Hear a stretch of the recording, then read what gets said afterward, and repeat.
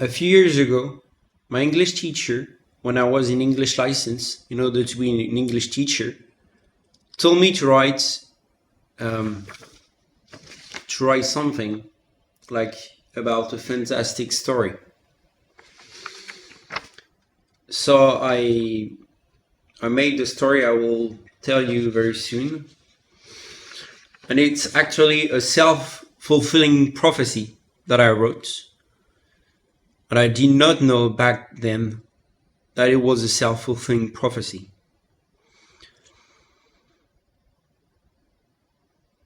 It's about spiritual awakening, karmic bonds. There is a story about a king, another king. The first king is my father, basically, and the other king is me. The king's fate.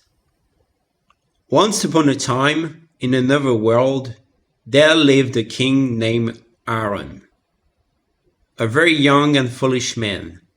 He ascended to the throne, following in the steps of his beloved father. After his coronation, Aaron wished to have in his possession objects from across his land, objects which would help show him as a king worthy of his position. Many travelers and craftsmen came to the kingdoms, bringing with them objects to please the king. It was on this day that his life was changed. It was an object belonging to a young boy with red hair named Minsk, which caught the attention of the king. A blood-red talisman. The king jumped off his throne and eagerly took the amulet into his hands. Breathlessly, the king slipped the amulet over his head and around his neck. Immediately, a change was seen in the king. His eyes, sorry, I'm French, so sometimes my English is not perfect, so be understanding. His eyes, formerly filled with pride and joy, became darker than night. His calm composure began to slip. As the people saw a look of madness into the eyes of the king, the people began to look for Minsk. He had left.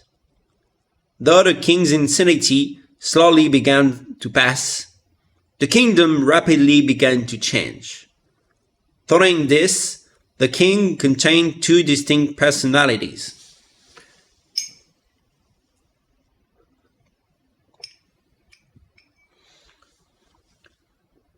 Equal parts of kindness and hatred, acting like a yin and yang from Japanese philosophy. The king maintained a delicate balance between his two sides. On his kind side, the king was caring and respectful. He cared about his subjects as if they were his sons and daughters, setting an example by helping those in need. Freeing the throat chakra. I'm speaking French as well. It's okay. However, within his heart, a battle was taking place. Though he wanted to be good, the evil inside of him was tempting him to act in ways that terrified others, always threatening to take over. This kingdom, once a prosperous and fruitful land, slowly became infertile. The once abundant forests and fields of the kingdom were now barren lands, a void filled with emptiness. Following the drastic change, one of the only things which remained were crowds. Filling the skies, these crows, je sais pas, bon, whatever. These crows appeared in their thousands throughout the kingdom. Decade later, in a changed kingdom, Aaron found himself unchanged. Perhaps due to the mysterious talisman, Aaron had not aged a day since he first wore it, remaining identical to his former self. Mentally, however, he had experienced much hardship and pain.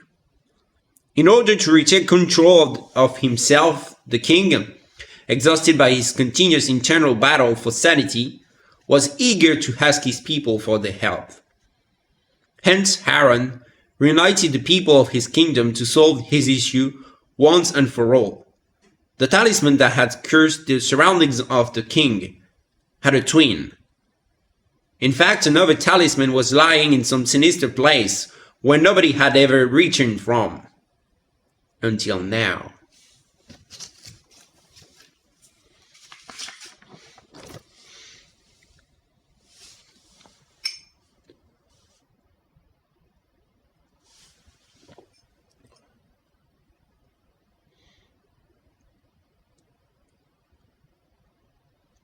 I hope you're enjoying this story. We are at the middle of it.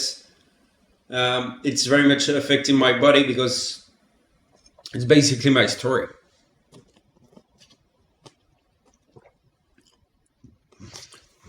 At last, when every hope seemed to be gone, a glimpse of light was shining like the sun over the hills of the land.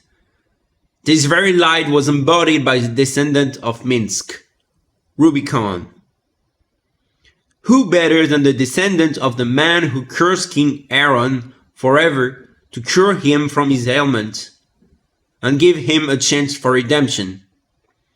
Rubicon had been chosen to challenge the fate of Aaron.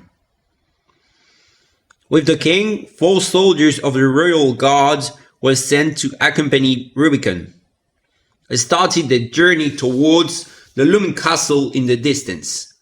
The troop was walking for days when they finally saw the shadow of the huge castle. Even from afar, it was clear that the castle was a wonder. Blood red in color, the castle was imposing and ominous in its beauty. When they arrived, they found themselves at the gate of the castle, which were slowly opening to welcome them.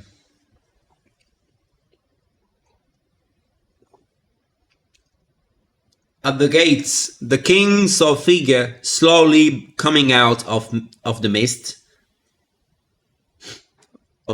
to greet them. Seeing his red hair, the king realized that it was Minsk. They stared each other down, breathing heavily. Drawing his sword, the king reminded Minsk of what he had done. Minsk, enraged, drew his axe and pointed it at the king with a fierce look on his face. Quickly, he looked around, assessing the situation. He challenged the king to a duel. The king accepted the duel. An agreement was made that if the king wins, the kingdom would return to its old glory. If Minsk wins, he would become the king instead of Aaron. The fight is on. Aaron hit Minsk with the end of his blade, creating a scar on his face. Angrily, Minsk attempted to fight back, but Aaron immediately dodged the axe and struck again, but this time at the shoulder of Minsk. Injured, Minsk saw his death coming. He called out for Rubicon's help.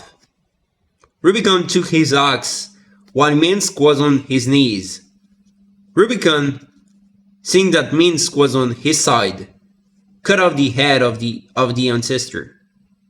The talisman in the hand